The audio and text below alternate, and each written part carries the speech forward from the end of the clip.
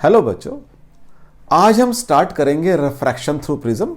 और लास्ट हमने डिस्कस किया था रिफ्रैक्शन थ्रू ग्लास स्लैब। अब पहली बात तो मैंने प्रिज्म किसे बोलना है। ग्लास स्लैब तो मैंने ये कहा था कि this is my glass slab, this was my glass. Rectangular slab को मैंने ग्लास स्लैब बोल दिया था। अब मुझे प्रिज्म को डिस्कस करना है। ये भी ट्रांसपेरेंट मीडियम है, बाउंडेड बाय प्लेन सरफेसेस। यहां कोई रेस्ट्रिक्शन नहीं है प्लेन सरफेसेस की। Now your plane surface can be like this. This is plane surfaces. Bounded by plane surfaces can be like this. Bounded by plane surfaces.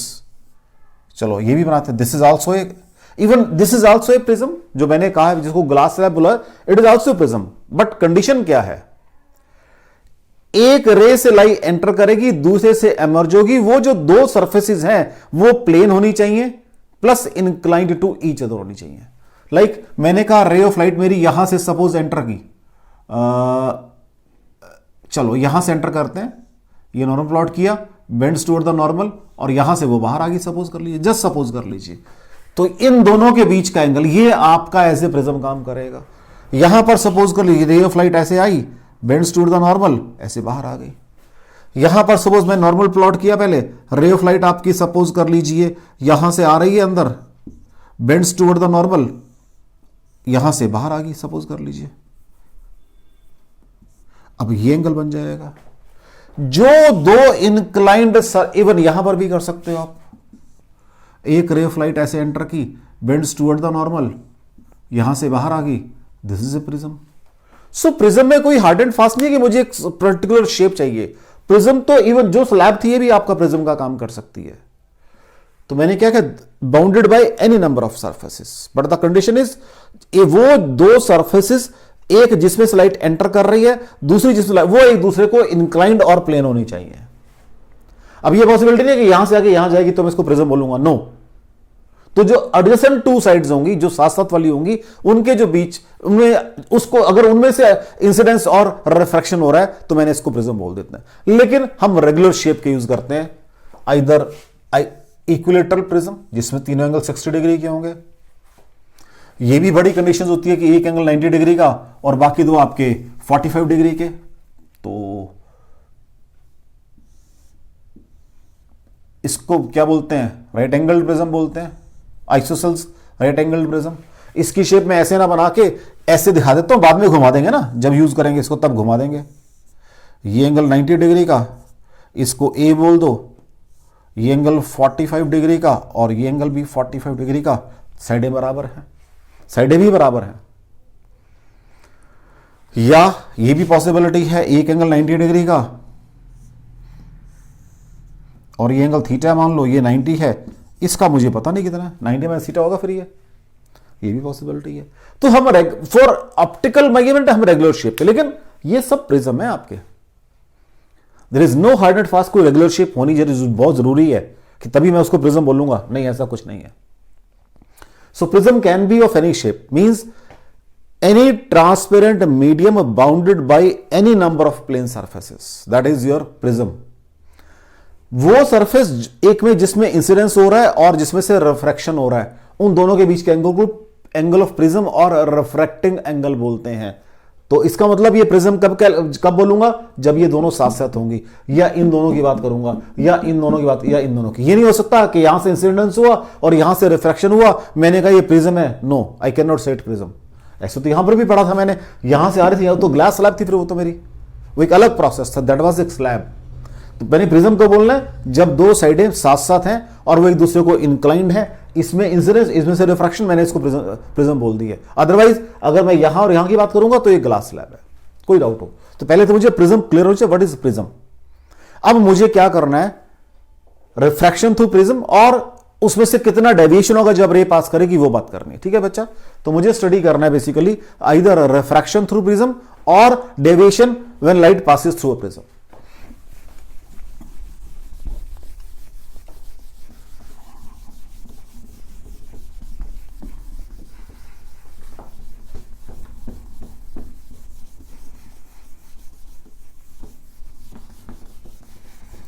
तो लो बच्चों, मुझे क्या स्टडी करना है, आपका डेविएशन थ्रू प्रिज्म स्टडी करना है। ये सपोज कर लीजिए एक प्रिज्म है, ये एक प्रिज्म है, ये ए है, ये बी है और ये सी। एक रे ऑफ लाइट इंसिडेंट हुई यहां पर, ये नॉर्मल प्लॉट कर दिया, ये एंगल ऑफ इंसिडेंस हो जाएगा, राइट, पढ़ कर आए हैं सारी बातें। बेंड्स टुवर्ड द नॉर्मल ऐसे आ गई सपोज, ये angle of incidence refraction in the prism for first phase हो जाएगा। अब यहां पर फिर नॉर्मल प्लॉट करो, यहां पर अल्टीमेटली रे ऑफ लाइट बाहर आ जाएगी, bends away from the normal. तो इसको हम एंगल ऑफ एमर्जेंस बोलते हैं, इसको ई से डिनोट करेंगे। ये एंगल ऑफ रिफ्रैक्शन है R2, इन दोनों को जोड़ के मिला लो आपस में। ठीक है बच्चा, कोई डाउट हो? लो जी, ये सपोज K है, ये सपोज L है, ये सपोज M है और जोड़ने के बाद ये O बन गया है, मान लेते हैं इसको। ध्यान से देखो बच्चा जी, इस रे ने ऐसे जाना था सीधा, अगर ये कुछ ना होता यहां पर, ठीक है। तो what is deviation? This is deviation delta, ये डेविएशन हो गया रे के पाथ की ओर। और इसमें भी आराम से बात करें अगर हम, ये डेल्टा 1 है, दिस इज डेल्टा 1, क्योंकि रे ऐसी ऐसी चलेगी।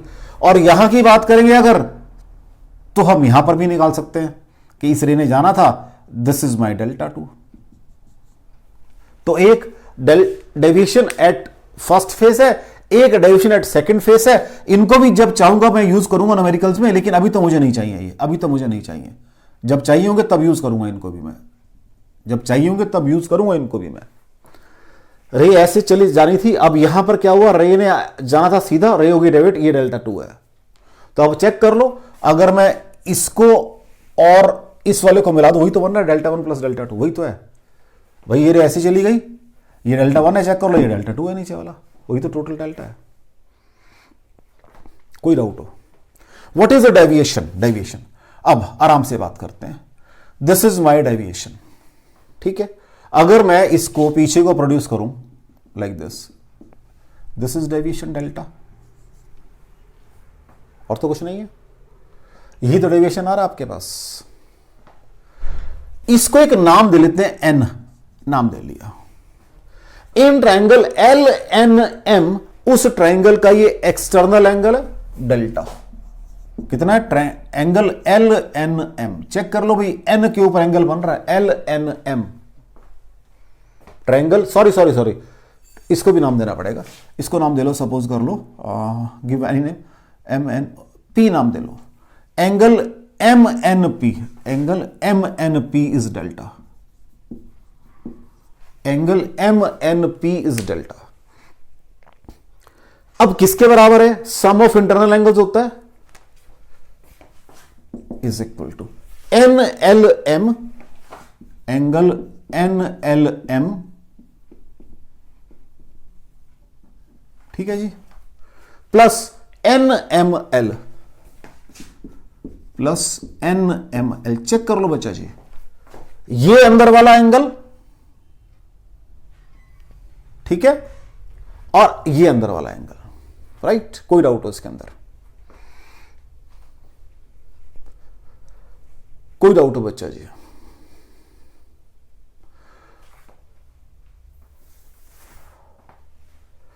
अब ध्यान से देखना, ये जो एंगल है, ये वाला जो अंदर वाला एंगल है, ये बाहर I है, अंदर R1 बन रहा है, तो ये I माइनस R1 है, पहले वाला एंगल, ये वाला angle I minus angle R1 है।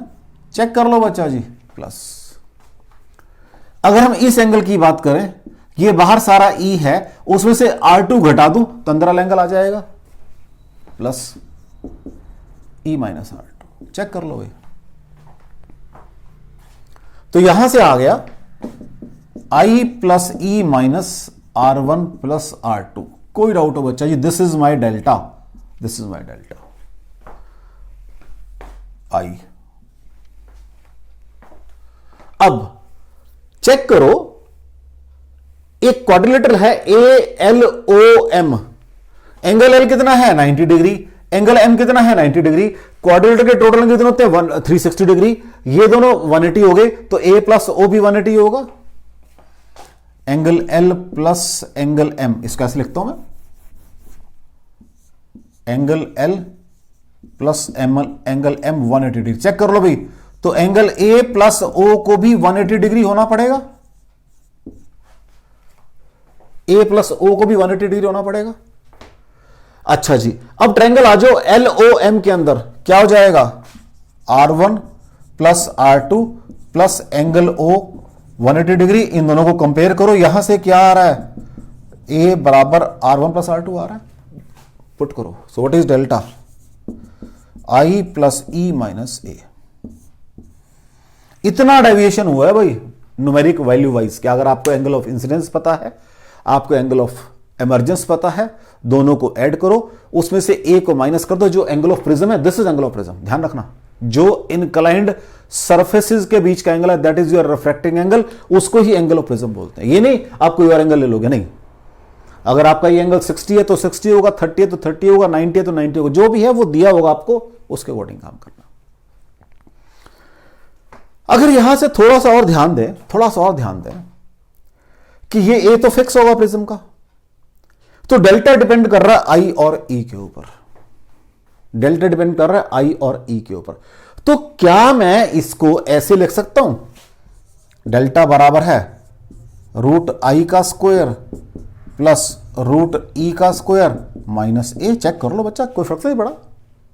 लेकिन क्या मैं इसको ऐसे लिख सकता हूं, root I minus root E whole square plus 2 root I into root E minus A. अब चेक करो बच्चा जी, क्योंकि ये क्या था, A square plus B square बना लिया मैंने इसको पहले, अब ये ए माइनस बी का होल स्क्वायर है, तो आएगा A square plus B square minus 2ab और प्लस 2b करके खत्म हो गए, रिजल्ट आ गया। ये फिक्स है, ये पॉजिटिव सेंस में आ रहे हैं। मिनिमम कब होगा, अगर ये 0, फॉर डेल्टा मिनिमम। हां जी, कब होगा भाई minimum, if root I minus root E का होल स्क्वायर बराबर है 0 हो जाए, और रूट आई बराबर रूट ई हो जाए, और आई बराबर ई हो जाए। अगर एंगल ऑफ इंसिडेंस और एंगल ऑफ एमर्जेंस दोनों बराबर होंगे, उस समय आपके पास जो डेविएशन होगा दैट विल बी मिनिमम। तो what is delta minimum, 2i minus A या 2e माइनस ए, एक ही बात है, जो दिया हुआ आपको। वो कहता भी मिनिमम डेविएशन कंडीशन में मैंने रखा हुआ है, एंगल ऑफ इमरजेंसी ये है तो 2e कर देंगे, या मिनिमम डेविएशन कंडीशन में रखा हुआ है या पोजीशन में रखा हुआ है, एंगल ऑफ इंसिडेंस ये है तो ये कर देंगे, क्या दिक्कत है हमें। सेकंड थिंग, जब i बराबर e होगा, जब i बराबर e होगा, उस समय R1 बराबर R2 होगा। चेक कर लो भाई, I बराबर E होगा तो R1 R2 अपने आप नहीं हो जाएगा, फिर इसके कॉरस्पॉन्डिंग ये रिफ्रैक्शन तो इसके कॉरस्पॉन्डिंग फिर वो इंसिडेंस बन रहा है। और उल्टा लाऊं रे को मैं मेरे रख दूं तो वापस जाएगी रे, तो वापस कब जा पाएगी, अगर ये बराबर होंगे एंगल। तो मैंने कहा इस कंडीशन में क्या होता है, R1 बराबर R2 होता है भाई, इस कंडीशन में ये भी ध्यान रखना। कैसे, इसको वैसे भी कर सकते हैं, एक और तरीका भी करने का, कोई बात नहीं, उससे भी कर देता हूं मैं। लो जी, इसको बीच में सॉल्व करते हैं, यहां पे स्पेस बहुत है मेरे पास, इसको बीच में सॉल्व कर देते हैं। लगाओ स्नेल लॉ पहले, यहां पर क्या आ जाएगा, साइन ऑफ आई 1, इसको डेल्टा को ऊपर लिख देता हूं, 1 into sine I is equal to mu into sine of R1। तो if angles are small I is equal to mu R1। नीचे आ जाओ, फिर लगाओ 1 into sine E is equal to mu into sine of R2। ठीक है जी, angles are small, E is equal to mu R2। I और E बराबर है तो R1 बराबर R2 आ गया। चेक कर लो, यहां से कर लो, कोई बात नहीं, आपकी मर्जी है, कहीं से कर लो, चाहे सिमेट्री वाइज बात कर लो, चाहे उसको लॉ लगा के बात कर लो। एंगल चाहे स्मॉल भी मत करना, दोनों से म्यू बराबर है sign I by sine R1, यहां से म्यू बराबर है sine E by sine R1, sorry हाँ साइन R2, तो आई और ई बराबर है तो वहां से R1 बराबर R2 आ जाएगा, चाहे वहां से कर लो, कहीं से कर लो। तो अगर ए के बराबर R1 R2 है तो what is a in minimum condition, 2R आ जाएगा। इन मिनिमम डेविएशन कंडीशन की बात कर रहा हूं मैं, क्योंकि R बराबर है तो ए बराबर 2R आ जाएगा। तो मिनिमम डेविएशन कंडीशन में दो कंडीशन आई है मेरे पास, ये वाली आई है। अब इसी मिनिमम डेविएशन कंडीशन में अगर मैं इस प्रिज्म का रिफ्रैक्टिव इंडेक्स निकालना चाहूंगा तो क्या बनेगा, यहीं से निकाल दो, क्या दिक्कत है। What is mu, sine of I by sine of R1, अब दोनों बराबर तो है R1 R2, चाहे यहां से निकाल दो, mu is equal to sine E by sine R2, E और I बराबर है और R1 R2 भी बराबर है, is equal to what is I, यहां से निकालेंगे A plus delta M by 2 बन जाएगा, sine of A plus delta M whole divided by 2, check कर लो भाई यही बनेगा I, चेक कर लो, what is R, sine A by 2। अगर मैंने अपने प्रिज्म को मिनिमम डेविएशन कंडीशन के लिए रखा हुआ है कि मींस जो इंसिडेंस है वो मिनिमम डेविएशन कंडीशंस प्रोड्यूस करेगा या उसको ओबे करेगा, सिर्फ मैंने वही एंगल ऑफ इंसिडेंस को एडजस्ट किया हुआ है, in that condition this is your results for minimum deviation, that is your results for minimum deviation. कोई डाउट हो बच्चा जी? That is results for minimum deviation। अब मैक्सिमम डेविएशन कब होगी वो भी तो पॉसिबिलिटी है, मैक्सिमम डेविएशन इनको रब कर ले, ये तो मिनिमम की कंडीशन थी तो मिनिमम की रब कर देते हैं सारी कंडीशंस, सिर्फ रिजल्ट्स को याद कर लेंगे इनके मिनिमम के, इन सब को बाकी रब नहीं करते, तो बस ये सारा लिखा रहने देते हैं, मिनिमम की कंडीशन लिख लेंगे। अब मैक्सिमम डेविएशन कब होगा भाई? फॉर मैक्सिमम डेविएशन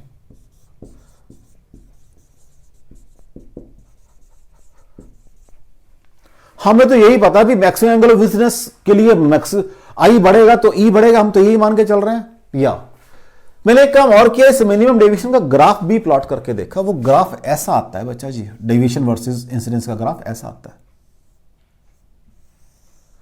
कि एक पर्टिकुलर एंगल पे जाके मिनिमम डेविएशन है, यहां पर आई बराबर ई हो गया है, अदरवाइज कोई भी एंगल लोगे तो वहां पर डेविएशन का लोगे तो वहां पर दो वैल्यूज ऑफ इंसिडेंस आ रही हैं, एक को आई बोलते हैं एक को ई बोलते हैं, ठीक है। तो यहां पर अगर आई बराबर एक्स है तो ई बराबर वाई होगी इस एंगल के लिए, और यहां पर आई बराबर अगर वाई है तो ई बराबर एक्स होगा, मींस एक दूसरे के रेसिप्रोकल हैं ये डेविएशन कंडीशन कब है? अगर ये एंगल ऑफ इंसिडेंस है तो ये एंगल ऑफ इमर्जेंस होगा, अगर ये एंगल ऑफ इंसिडेंस तो ये एंगल ऑफ इमर्जेंस होगा। ये मतलब यू ग्राफ से चेक किया हुआ सारी बातें, मतलब एंगल ऑफ इंसिडेंस और एंगल ऑफ इमर्जेंस एक दूसरे को कॉम्प्लीमेंट्री फॉलो करते हैं। अगर यहां 30 सपोज कर लेते हैं, यहां 45 है तो यहां अगर 40 है तो यहां 30 हो जाएगा, वो ये कॉम्प्लीमेंट्री एक दूसरे के, सॉरी वर्ड लगा रहा हूं गलत मैं, कॉम्प्लीमेंट्री मींस वैल्यूज को एक्सचेंज करते हैं, वर्ड मेरा कॉम्प्लीमेंट्री वर्ड गलत है। अगर यहां थीटा है, यहां अल्फा है, यहां बीटा है, तो जब यहां अल्फा होगा तो ये सॉरी अगर ये अल्फा है और ये बीटा है, अगर यहां बीटा करूंगा तो ये अल्फा हो जाएगा। अब बात समझ आ रही है? तो ये चीज है यहां पर, ये मैंने ग्राफ से भी स्टडी किया और मैंने आपको मैथ से भी करके दिखाया सारा ये। अब कंडीशन ऑफ मैक्सिमम डेविएशन, भाई मैक्सिमम डेविएशन कब होगा? हमें तो यही पता है कि एंगल ऑफ इंसिडेंस बढ़ाते रहो डेविएशन बढ़ता रहेगा, तो मैंने कहा चलो आई बराबर 90 डिग्री, मैक्सिमम वैल्यू तो यही उसकी एंगल ऑफ इंसिडेंस की। अब इसके लिए अलग से फिगर ड्रॉ कर लेते हैं। अब इनकी जरूरत नहीं है, वैसे मुझे इनकी जरूरत नहीं है, इनकी जरूरत नहीं है, इनकी जरूरत नहीं है, बस ये लास्ट के 2-3 रिजल्ट मुझे यूज करने पड़ते हैं, इसकी भी जरूरत नहीं है भाई। ठीक हो गया? लो इनको रखे रखता हूं मैंने कहा फॉर मैक्सिमम डेविएशन, थोड़ा बड़ा बनाते हैं इसको। लो जी फॉर मैक्सिमम डेविएशन वो कहता है दिस इज योर इंसिडेंस रे अलोंग 90 डिग्री, प्लॉट कर दिया यहां पर। तो ये क्या होगा, यहां पर सपोज रिफ्लेक्ट होगी इस डायरेक्शन में, ये तो ये R1 बराबर C होगा बच्चा जी, क्योंकि क्रिटिकल एंगल है। अगर यहां मिरर प्लेस कर दूं तो रे अंदर से वापस आएगी, तो कंडीशन वही रहेंगी जो पीछे पड़ा कर, दैट इज इसको बोलते हैं इंसिडेंस एट 90 डिग्री। यहां पर रे आ गई, so what will B this R2, और सपोज ऐसे बैठ ऐसे वापस आ गए, this is angle of emergence, right? यही होगा बच्चा जी, चेक कर लो। R1 बराबर C आ गया है, ठीक है, ये एंगल A है, राइट? ये नॉर्मल प्लॉट किया मैंने। What is A? क्या होता है बच्चा जी? ये R1 प्लस R2 होता है, तो ये C प्लस R2 हो गया, क्योंकि R1 तो C के बराबर आ रहा है। What is R2? A minus C, यहीं से यूज किया मैंने। लगाओ उसने लो यहां पर, तो क्या आ जाएगा? म्यू साइन ऑफ R2 बराबर है साइन ऑफ E, क्योंकि 1 इंटू साइन ही आएगा ना. What is sign R2? आ रहा है आपके पास. Mu sine of A minus C is equal to sine of E. तो जब आपके पास मैक्सिमम डेविएशन क्या होता है, तो उस समय E कितना होगा आपका? Sine inverse mu sine of A minus C. ये कंडीशन आएगी भी आपकी मैक्सिमम डेविएशन वाली. तो E आपके पास आ गया. डेल्टा आपको पता है I 90 है, 90 प्लस E करो माइनस A करो, कंडीशन आ जाएगी मैक्सिमम डेविएशन की. आपको तो एंगल ऑफ इमर्जेंस निकालना है ना बच्चा जी. A आपको पता है 1 बाई म्यू करके C निकल जाएगा. म्यू तो दिया होगा ना मेरे को प्रिज्म का. तो A और C मेरे निकल गए. यहां से E आ गया, इसको पुट करो, मैक्सिमम डेविएशन कंडीशन आ जाएगी. तो पहली मैंने करी मिनिमम डेविएशन कंडीशन, नेक्स्ट करी मैक्सिमम डेविएशन की. मैक्सिमम डेविएशन कब होगा? जब भी मैंने कहा भी एंगल ऑफ, मेरे लिए तो यही है ना कि एंगल आई को बढ़ाओ तो डेविएशन बढ़ता रहेगा. मैं तो पहले यही पढ़ा मैंने कि पहले आई को बढ़ाया तो वो कम हुआ, फिर बढ़ना शुरू हो गया. मैक्सिमम की बात कर रहा हूं, तो मैंने कहा 90 पे जाके बात कर लेते हैं, इससे ज्यादा एंगल होता ही नहीं इंसिडेंस का. Right, next. अब अभी तक तो मैं डेविएशन की बात कर रहा था. अब मुझे जो रे बाहर आ रही है वो कैसी चाहिए उसको देखो. इसको रब करते हैं बेटा. नाउ आई वांट कि मेरे पास ग्रेजिंग रिफ्रैक्शन हो. मींस जो मेरी रे बाहर आए, ये रे ऑफ लाइट है, एंटर करी यहां से, ऐसे आ गई. अब मुझे नहीं पता कैसे मेरी ये ऐसे बाहर आए, भाई ऐसे बाहर आए. This is my incidence. ये एंगल I है, ये एंगल R1 है, ये एंगल R2 है, और ये 90 डिग्री एंगल कितना है भाई? एंगल ऑफ इमर्जेंस है. कोई डाउट हो आपको? कोई डाउट हो बच्चा जी इसके अंदर? अब R2 कितना होगा? C के बराबर होगा. अब R2 बराबर है C है. मुझे पता है A बराबर है R1 प्लस R2, तो ये R1 प्लस C आ जाएगा. यहां से R1 A माइनस C आ जाएगा. अब स्नेल्स लॉ यहां लगाओ, क्योंकि जो पता वहीं तो लगाऊंगा मैं स्नेल्स लॉ. पहले मुझे R2 पता था लास्ट क्वेश्चन, लास्ट पार्ट में. अब मुझे R1 पता है, तो क्या बन जाएगा? साइन ऑफ I बराबर है mu sine of R1, that is mu sine of A minus C. So what is I? What should be angle of incidence for this grazing emergence? This should be angle of incidence. अगर आप emergence grazing चाहते हो, grazing means 90 angle पे चाहते हो, तो ये incidence angle होना चाहिए आपका. या फिर C आप निकाल सकते हो 1 बाई म्यू करके. A आपको दिया होगा तो ये कैलकुलेट कर लिया, इंटू म्यू करो, वैल्यू निकाल दो उसकी. इस एंगल पे अगर आपकी रे आएगी तो वो ग्रेजिंग एमरजेंस देगी आपको. इस एंगल पे अगर आएगी. यहां तो ये है कि भी अगर एंगल में कम ज्यादा कर रहा हूं तो बाहर चली जाएगी. एट द लास्ट यहां चाहता हूं मैं, बस और तो कुछ नहीं. का इमरजेंस नहीं चाहिए, हो यहां चाहिए. एक पार्ट और करना चाहता हूं मैं इसका. कहता कुछ भी हो एंगल ऑफ इंसिडेंस, मेरी रे बाहर नहीं आनी चाहिए. यहां तो क्या था कि मैंने कहा इस पे बाहर, इस पे ग्रेजिंग इमरजेंस होगा अगर एंगल सेट कर दे तो. अब मैं कहता हूं मुझे रे बाहर चाहिए ही नहीं, मुझे तो अंदर रखनी है रे. और एंगल ऑफ इंसिडेंस कोई भी हो, वो फिर बताओ वो काम मैं कैसे कर सकता हूं? आराम से सुनो मेरी बात को. मैंने ये कहा कि अभी क्या था कि मैंने इस रे के लिए एंगल ऑफ इंसिडेंस को फिक्स कर दिया. अब मैं कह रहा हूं मुझे कोई लेना देना नहीं आपके एंगल ऑफ इंसिडेंस से, मुझे रे बाहर नहीं चाहिए. वो कंडीशन बताओ कब हो सकती है पॉसिबिलिटी?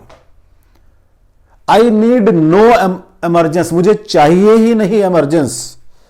उसको डिस्कस करके देखें. इसको रब कर लेते हैं बच्चा. लो जी, फिर देखते हैं. ये तो मुझे यूज करना पड़ता है, इसलिए रब नहीं किया मैंने. ये लो जी, एक रे ऑफ लाइट गई, ये गई है भाई, this is angle of incidence. ये यहां आ गई. मुझे तो अंदर भाई, बाहर, ये तो लिमिटिंग केस है ना, मुझे तो अंदर ही चाहिए रे, बाहर नहीं चाहिए ना मुझे. इसका मतलब ये, और एंगल ऑफ इंसिडेंस कोई भी हो, उससे मुझे कोई लेना देना नहीं है. तो 90 भी हो सकता है. तो फिर तो यहीं से बात करते हैं, एंगल ऑफ 90 से बात करते हैं. I can be 90. If I can be up to 90, तो ये R1 क्या होगा? C के बराबर होगा. और R2 या तो C के बराबर होगा या C से बड़ा होगा, क्योंकि मुझे तो रे बाहर चाहिए ही नहीं, मुझे बाहर चाहिए नहीं रे तो भाई। तो व्हाट इज A, ये लिखा हुआ आपने R1 plus R2 is equal to, एक C है और एक C से बड़ा है, तो क्या बन जाएगा ये, तो A should be greater than 2C, यही आ गया क्रिटिकल एंगल से। अब C को कौन, या साइन A ऐसे कर लो ग्रेटर देन साइन 2C, ऐसे भी कर सकते हैं। सर A/2 करता ना, यहां A/2 करता, C यहां रखो, एक स्टेप और कर देता हूं, A/2 ग्रेटर देन C, तो ये आ जाएगा मेरे पास sine of A/2 greater than sine of C। ठीक हो गया बच्चा जी। और sine of A/2 greater then 1/μ, क्योंकि म्यू क्या होता है 1/sin C होता है, तो पढ़ रखा है एयर, क्योंकि air, be careful, critical angle हमेशा पेयर ऑफ मीडियम के लिए होता है। यहां पर मेरा एक एयर और एक दिस। आराम से बात करते हैं इसको, म्यू इधर और ये उधर, और mu greater than 1/sin of A/2। ठीक हो गया बच्चा जी। और mu greater than cosecant A/2। जब आप ये चाहते हो तो उस समय रिफ्रैक्टिव इंडेक्स आपका इस सिस्टम को मैच करना चाहिए for no emergence. Whatever may be the angle of incidence, मुझे रे बाहर नहीं चाहिए। जब वर्ड आ गया whatever may be the angle of incidence, तो at the most angle of incidence 90 degree हो सकता है, तो उसी लिमिटिंग कैसे बात करो, एंगल ऑफ 90 मान लिया तो फ्री R1C बन जाएगा। यहां कहता हूं बाहर आए ही ना, एट द मोस्ट ग्रेजिंग होगा, तो एंगल मेरा ये या तो C के बराबर हो गया, C से बड़ा होगा। इसका मतलब ये हो गया कि अगर यहां से आके यहां लाना चाहते हो तो ये कंडीशन होनी चाहिए आपकी, उस समय एग्जैक्टली C के बराबर हो जाएगा, तो ये बराबर हो जाएगा। अगर म्यू बराबर कॉसिकेंट A/2 है तो रे आपकी यहां से जाके यहां वापस आ जाएगी, अगर म्यू एग्जैक्टली कॉसिकेंट A/2 के बराबर है। Are you getting it? देख लो बच्चा जी। सपोज A 60 डिग्री है, A 60, अगर A 60 है तो साइन A/2 था, साइन 30 हो जाएगा। इसको 1/1 करता ना, साइन 30 1/2, तो 2 आ जाएगा। अगर म्यू एग्जैक्टली बराबर 2 है तो ये यहां से जाएगी, यहां वापस आ जाएगी, और अगर 2 से बड़ा है तो फिर अंदर आ जाएगी, बस और क्या है। चेक कर लो बच्चा जी, कोई डाउट हो आपको प्रिज्म की थ्योरी में, कोई डाउट हो, अब न्यूमेरिकल करते हैं और क्लियर हो जाएगा ये।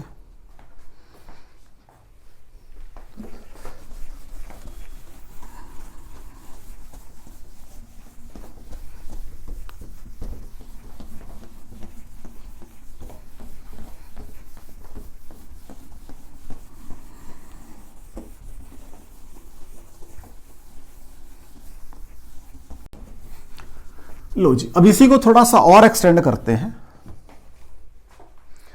अब फिगर दोबारा बना लेता हूं मैं।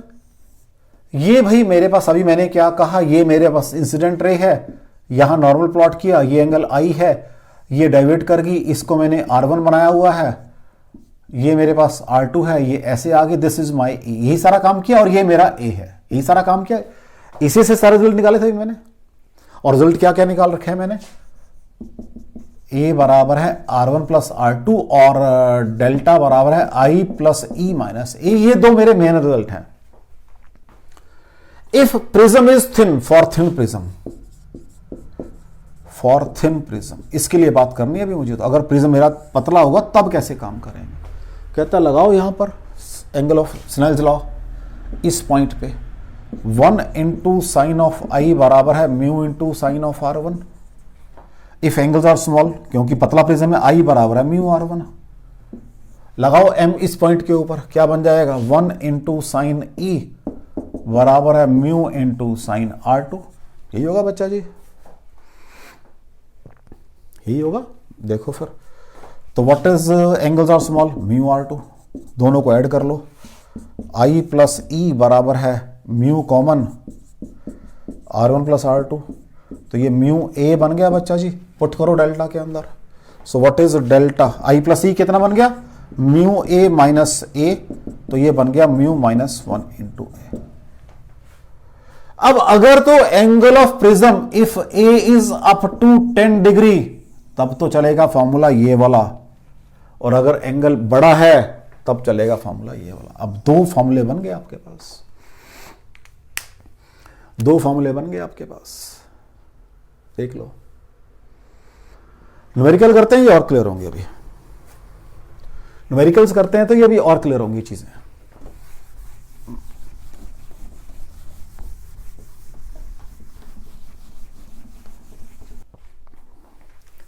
क्वेश्चन देखो बेटा, एक रे ऑफ लाइट है that is incident at an angle of 45 degree और एंगल ऑफ प्रिज्म है 60 डिग्री। मैंने इसको मिनिमम डेविएशन कंडीशन में रखा हुआ है, तो कहता है एक तो मुझे डेविएशन बताओ एंड म्यू, रिफ्रैक्टिव इंडेक्स भी बताओ। मींस डेल्टा एम और म्यू निकालना है भाई। Find delta M and mu, दोनों काम करना है। What is delta? अभी मैं पढ़ कर रहा हूं आई प्लस ई माइनस ए, ये पढ़ कर आया हूं। अगर डेल्टा एम है तो ये बन जाता है 2i माइनस ए, तो 2 इंटू आई, तो 2 into 45 degree minus A is your 60, solve करके आ जाएगा 90 माइनस दिस, तो डेल्टा एम आपके पास 30 डिग्री आ गया है। Minimum deviation. Find delta M and mu. What is mu? Mu is equal to sine of A plus delta M whole divided by 2 और नीचे साइन ऑफ ए बाय 2। यही है बच्चा जी, चेक कर लो। ए कितना है भाई? 45 degree, sorry A 60 plus delta M 30 divided by 2 और साथ में आएगा यहां पर sine divided by sine of A by 2। A by 2 कितना है भाई? ए कितना है बच्चा? ए है 60 बाय 2। ठीक हो गया? लो जी, ऊपर 90 प्लस 30 45 आ जाएगा सॉल्व करके, that is sine of 45 degree divided by sine of 30 degree. Check कर लो। A plus delta M, A कितना है बच्चा जी आपके पास? 60 plus 30 90 by 2 45, sine A by 2 sine 30। So what is mu? Mu is equal to sine 45 1 by root divided by sine 30 1 by 2। ठीक है जी, तो 1 बाई 2 का 2 ऊपर चला जाएगा, सॉल्व करके ये रूट 2 आ जाएगा भाई, दैट इज 1.414। ये आपका रिफ्रैक्टिव इंडेक्स आ गया मीडियम का। चेक कर लो बच्चा, कोई डाउट हो तो। चलें आगे, नेक्स्ट देखो।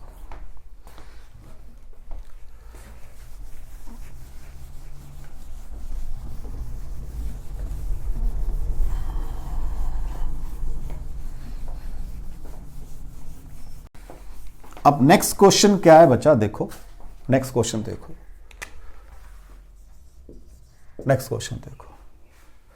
कहता है एक प्रिज्म है जिसका एंगल है सपोज कर लीजिए 8 डिग्री और उसने डेविएशन प्रोड्यूस किया है सपोज कर लीजिए 4 degree. Find refractive index of medium. Find refractive index of medium. What is delta? Angle small है, डेल्टा कितना भाई? 4 डिग्री है। म्यू माइनस 1 इंटू ए कितना है भाई? 8 डिग्री है। तो ये डिग्री से डिग्रीज कैंसिल हो जाएंगे अपने आप, तो ये 1/2 बराबर है म्यू माइनस 1 आ जाएगा, और mu is equal to 1/2 plus 1 is equal to 3/2। ये रिफ्रैक्टिव इंडेक्स ऑफ मीडियम आ जाएगा। कोई डाउट हो आपको चेक कर लो। चलें आगे।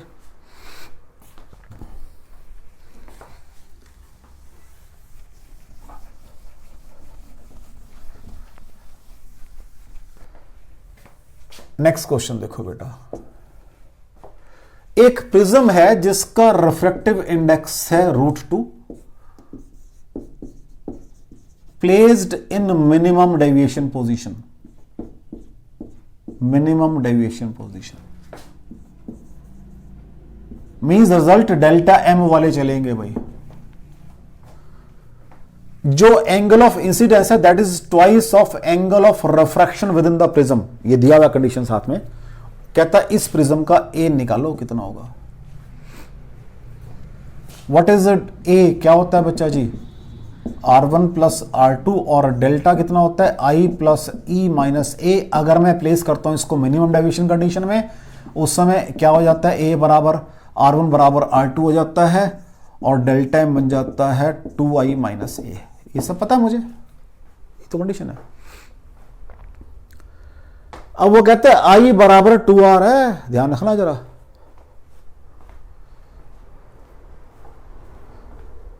इसका मतलब I बराबर A हो गया, चेक कर लो वहां से।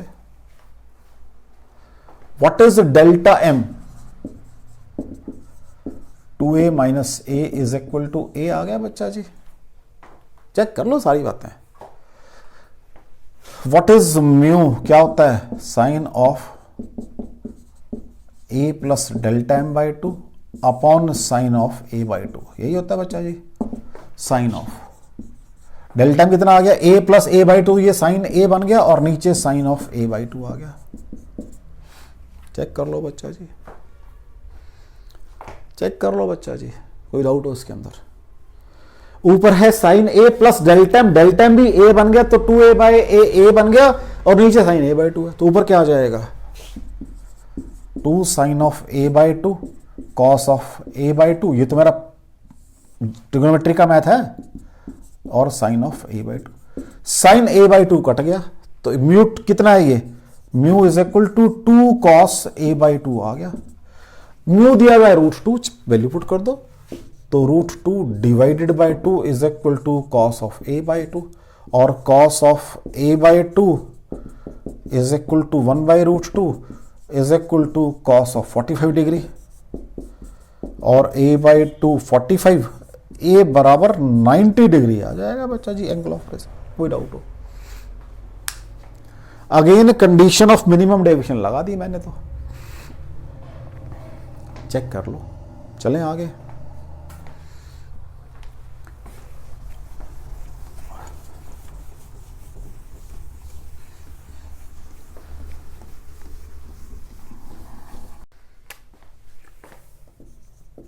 नेक्स्ट क्वेश्चन देखो बेटा, म्यू आपको दिया हुआ है 1.5 एक प्रिज्म का, और एंगल ऑफ प्रिज्म दिया हुआ है 60 डिग्री, ठीक है। कहता है find angle of incidence for minimum deviation. पहला काम तो ये करना है भाई, फॉर मिनिमम डेविएशन, राइट बच्चा जी। नेक्स्ट काम क्या करना है, find angle of emergence for maximum deviation. दो काम करना है भाई, लिख लेते हैं भाई अपने सारा। भाई मेरे पास अगर ये एक प्रिज्म है, ये रे आ रही है, this is angle of incidence get refracted, this is angle of refraction at first face, this is refraction at second face, this is angle of emergence. यही पढ़कर आए हम थ्योरी के अंदर। तो कंडीशन क्या है, A बराबर है R1 प्लस R2 और डेल्टा बराबर है I plus E minus A। अब पहले फर्स्ट पार्ट की बात करते हैं। कहता अगर ये मिनिमम डेविएशन कंडीशन में हो तो ये कंडीशन चेंज हो जाती हैं। क्या बन जाती हैं, A बराबर है R प्लस R बराबर 2R और डेल्टा M बन जाती है 2I माइनस A। यही बन जाती है बच्चा जी। A 60 दिया हुआ है तो यहां what is R, A by 2 is equal to 60 by 2 बराबर है 30 डिग्री। तो एंगल ऑफ इंसिडेंस पूछ रहा है बस। तो what is 1 into sine of I बराबर है mu into sine of R। तो साइन ऑफ I बराबर है म्यू कितना बच्चा जी 3/2, क्योंकि 1.5 है। साइन R कितना बन जाएगा, ये भी 30 डिग्री है, साइन 1/2 बन जाएगा, सॉल्व करके 3/2 आ जाएगा। व्हाट इज इक्वल टू 0.75 बन जाएगा बच्चा जी ये। और ये मैंने पढ़ा हुआ है, जब मैंने क्रिटिकल एंगल की बात की थी तो वहां पर मैंने इसको 49 डिग्री पढ़ा हुआ है बच्चा जी।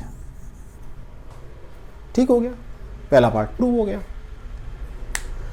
एक ये प्रिज्म है, ये इसका एंगल ऑफ प्रिज्म है, ये रिफ्लेक्टिंग, ये कहते हैं अगर इसको मिनिमम डेविएशन कंडीशन में रखना हो तो एंगल ऑफ इंसिडेंस कितना सेट करना पड़ेगा, मैंने कहा 49 डिग्री सेट करना पड़ेगा, काम खत्म हो गया मेरा। सेकंड पार्ट कहते हैं यही प्रिज्म है। अब अगर मुझे इस प्रिज्म में मैक्सिमम इमर्जेंस चाहिए तब क्या करना पड़ेगा, क्या चाहिए मुझे, मैक्सिमम इमर्जेंस चाहिए, इसको रब कर देते हैं। तो पहले, क्योंकि नहीं तो फिर मुझे कंफ्यूज करेगा, तो पहले पार्ट में तो मेरे पास आई बराबर है 49 डिग्री आ गया है बच्चा, पहले पार्ट में तो वो पार्ट खत्म हो गया। अब second part, find angle of emergence for maximum deviation. अब अगर मैक्सिमम डेविएशन की मैं बात करता हूं तो मैंने क्या बताया था आपको कि ये एंगल 90 डिग्री बन जाएगा, तो R1 कितना बन जाएगा, C के बराबर बन जाएगा, R1 will be equal to C, critical angle बन जाएगा भाई, देख लो क्रिटिकल एंगल। तो कोई डाउट हो उसके अंदर, what is sine of R1 बराबर है sine of C is equal to 1/μ, तो साइन ऑफ R1, ठीक है जी, बराबर है म्यू 3/2, ये 2/3 आ जाएगा सॉल्व करके, what will be R1 42 degree आ जाएगा। कोई डाउट हो आपको, कोई डाउट हो आपको, R1 बराबर 42 डिग्री आ गया है, चेक कर लो, चेक कर लो, R1 बराबर है 42 डिग्री फॉर मैक्सिमम। मैंने इसको R1 इसको कितना मान लिया 90 डिग्री, ये कितना आ गया आपके पास 42 डिग्री आ गया है, ठीक हो गया, कोई डाउट हो बच्चों। फाइंड एंगल ऑफ इमर्जेंस निकालना, ई अभी निकालते हैं, for maximum deviation, for maximum deviation A 60 degree है मेरे पास, तो व्हाट इज ए, अब इसको यूज करते हैं, तो 60 डिग्री बराबर है R1 कितना आ गया है 42 डिग्री प्लस R2, तो R2 बराबर है मेरे पास 18 डिग्री आ गया है भाई, चेक कर लो। अब यहां लगाओ Snell's law, what is mu into sine of R2 बराबर है sine of E, so what is sine of E बराबर है 3/2 और sine of R2 is your 18 degree, ठीक है, यही बनेगा। अब जब मैं इस सारे को सॉल्व करता हूं तो मेरे पास जो E आएगा वो रफली 28 डिग्री आ जाए, क्योंकि इसको सॉल्व करके कुछ वैल्यू आएगी, दोनों को मल्टीप्लाई करूंगा फिर उसको यूज करूंगा, तो ये 28 डिग्री आ जाएगा। कोई डाउट हो बच्चा जी आपको, ऐसे कंफ्यूज करेगा वो, आप वही एंगल जो R30 निकाला था वहीं से काम करने की कोशिश करोगे, सारा काम खत्म हो जाएगा। तो एक ही प्रिज्म को दो कंडीशन में अलग अलग यूज किया है मैंने, तभी मैंने पहले प्रिज्म बनाया, फिर मैंने एंगल ऑफ मिनिमम डेविएशन को रब कर दिया, आंसर वहां लिख दिया, फिर उसी प्रिज्म के ऊपर आ गया। अगर वो बीच में लिखा रहेगा मींस वो कंफ्यूजन क्रिएट करेगा आपके लिए, इसलिए मैंने रब ही कर दिया उस सिस्टम को सारे को। देखो एग्जाम में तो मेरी मजबूरी है, लेकिन यहां तो मुझे समझाना है ना चीजों को आपको। चलें आगे,